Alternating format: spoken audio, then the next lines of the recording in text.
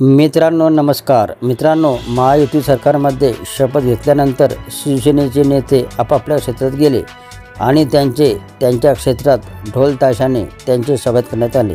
यावेळी एका मंत्र्यांनी पत्रकारांशी बोलताना सांगितले की महाराष्ट्राला मंत्रिपदाचा उपयोग करून देत पक्षाने दिलेल्या या संधीचे सोनं करण्याचा नक्कीच मी प्रयत्न करेल।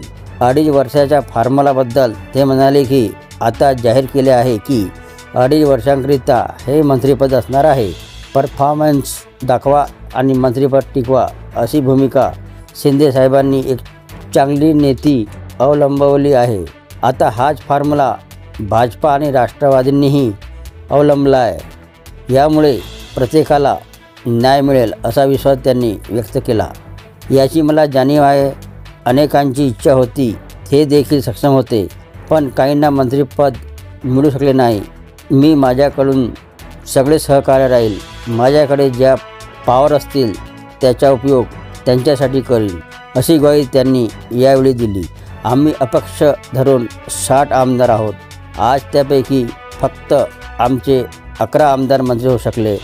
39 जण सक्षम आहेत, तेही अभ्यासू आहेत, त्यांनाही संधी उपलब्ध झाली पाहिजे।